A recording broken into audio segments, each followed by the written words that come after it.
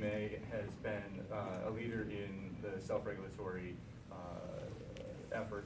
We've for like I said, for more than 40 years, we've had our guidelines to ethical business practices, and that's a self-industry standard that establishes what best practices are and what we want, and the standard to which our members hold themselves to be ethical marketers. Because part of our mission is the responsible use of data to engage customers and our members. And so the word responsible is a very important element of that, and so that's why these are best practices, but they're also enforceable self-regulations. And I'd like Senny to talk a little bit about how our enforceability program process works, but the point is that these guidelines have teeth, and they're standards that our members are expected to follow. And so the guidelines have been around and periodically updated over these many years, and that's what we're going through right now. And so Data Standards 2.0 project is our effort our most recent effort to update the standards for the digital economy. So the last year we've scrutinized, we've brought together 15 or 20 experts from our member companies to scrutinize the guidelines and propose edits and bring them up with particular focus on how they apply to the ethical handling and use of data specifically. And so we made those edits, we did that scrub. Now we're going out to the membership with that as a new baseline, and then we're going to use that as that baseline to begin a conversation about specific use cases, real world use cases, and that's and so that those use cases that will explore what is permissible and what are prohibited uses of data will be brought together with and that will essentially produce the updated guidelines that we intend to complete by probably the middle of next year, but it will be finalized and rolled formally at the next N9 conference in 2017. So that's the overview. Sandy, could you talk about the accountability piece? Sure, absolutely. And for our colleagues in the other DMAs, this probably sounds fairly familiar to what some of your policies and procedures are. So as Emmett mentioned, we have this code, this ethical code, and we're asking both members and non-member organizations that are using direct marketing, all different channels of marketing, fundraising, to adhere to these. If they don't adhere, then we use our ethics operating process. We are actually fairly distinct in that years ago the Federal Trade Commission granted us an antitrust immunity to proceed on these matters. We want to make sure that we're doing this in the right approach, and the FTC actually favors organizations to handle self-regulation before, of course, getting into some very difficult issues before the Federal Trade Commission. So years ago we received that antitrust exemption in order to do this work. So basically the way the process works to make sure that we have the teeth, that we have sort of the sanctioning authority for the direct marketing and now data and marketing association.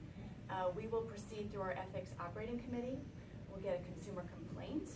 We want to make sure we've got appropriate evidence, which might be a little more interesting as we're heading into data-driven marketing and trying to get some of the proof of what exactly happened for that consumer. What was their experience? And then we'll take that over to the committee. The committee, these are comprised of practitioners. These are very well-renowned marketers who know the process, who know really what are some of the responsible accountability practices, and they can take a look and review exactly what happened in that instance. And they will then vote whether or not we're going to publicize the matter, whether we will send that over to one of the enforcement authorities, whether or not we'll put that in our annual report. And now we are just changing our process.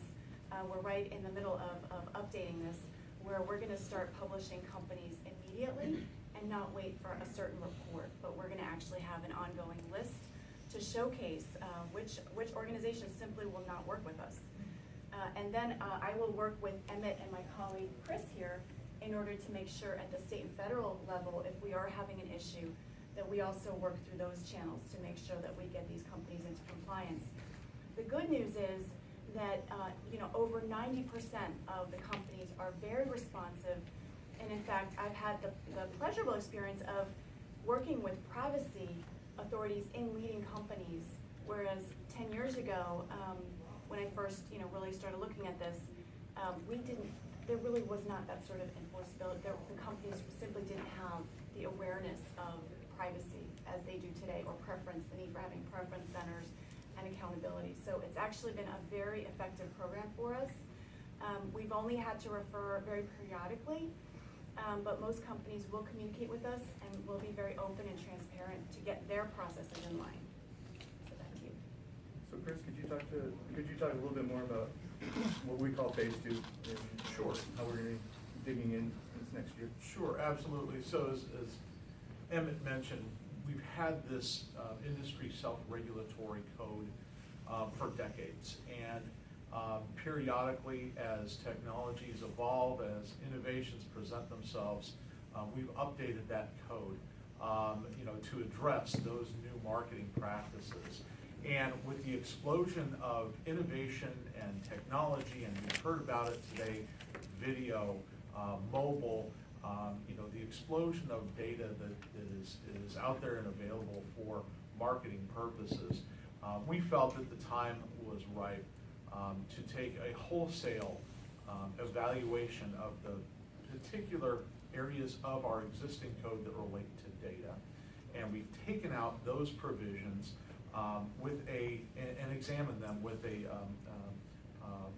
about a dozen and a half experts like Sheila, who are in our member companies. That are chief privacy officers, compliance officers, chief data officers, that sort of expertise in the room, looking at the code as it exists, understanding where data is being used today, but also looking towards the future of where are we going to see new data sources, and what do we need to do as an industry to make sure that we are creating the rules of the road for responsible handling of that data for responsible marketing purposes. And that is what birthed the Data Standards 2.0 project. So this last year, as Emmett had mentioned, we've gone through that code, examined some of these provisions that have been in there since the 70s, 60s, even before, and editing them, making sure that we established a foundation upon which we can build upon the ethical use of data in particular use case areas. We're looking at developing a more normative type of standard rather than just sort of essentially guidelines, but looking at particular use cases. For example, the nature of how we view video is changing. It was TV, now it's Netflix, now it's paid subscription services that are delivered to us in a number of different platforms and through our devices. How can we responsibly use the data that is being thrown off of those devices to identify customers and potential customers and deliver them the right message in a very responsible way that respects their choices?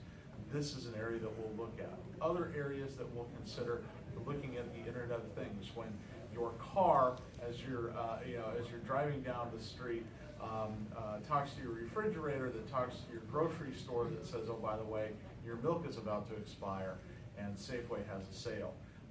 Maybe you want to think about how do we responsibly take all of those different data sets as they will integrate, and how do we responsibly, as an industry, deliver the right tailored message to that particular consumer, while again respecting their choices and being transparent.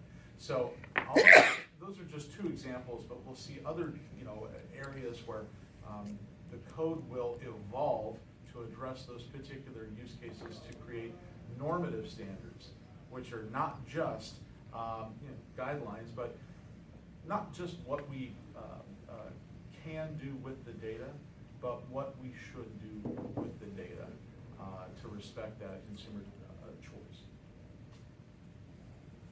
So that's how we're going to be spending the next year, and we're excited to.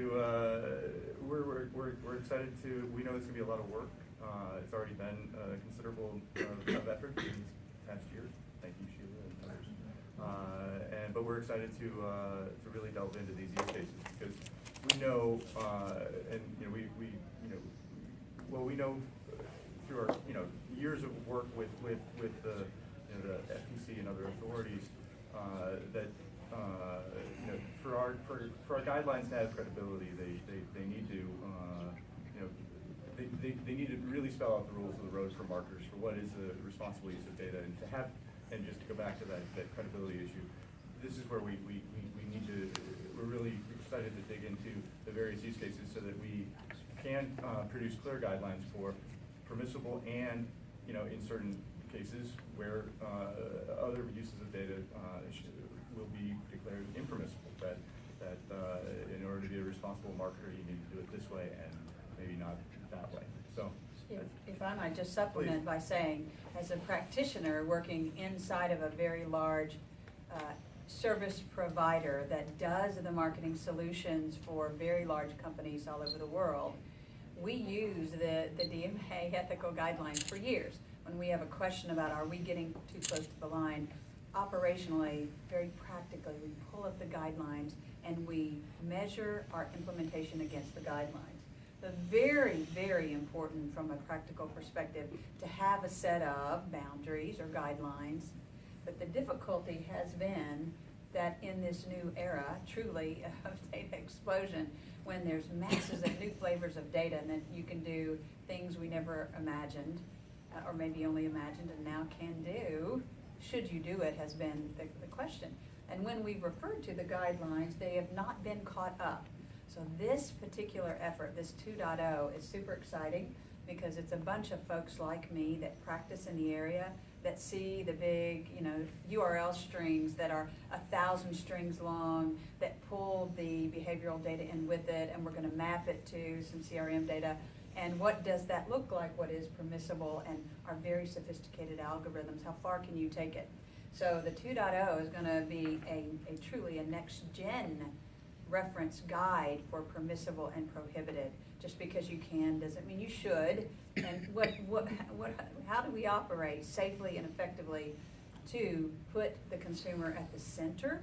I think that has been the big criticism of our industry, is that we put our brands at the center, and we need to take the brand out and put the consumer at the center and begin building that relationship around what they need and what they expect. And these guidelines are going to help us do that in a very practical, again, operational way. Pretty important. So that's where we're headed. Open to any questions anyone might have.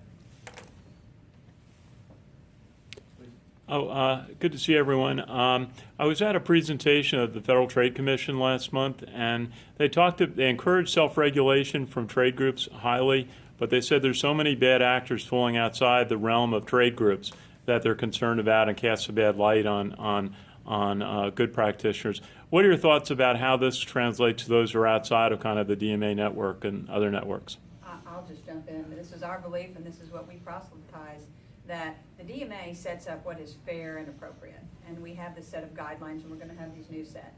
And then the FTC or the state AGs can enforce against that fairness standard, right?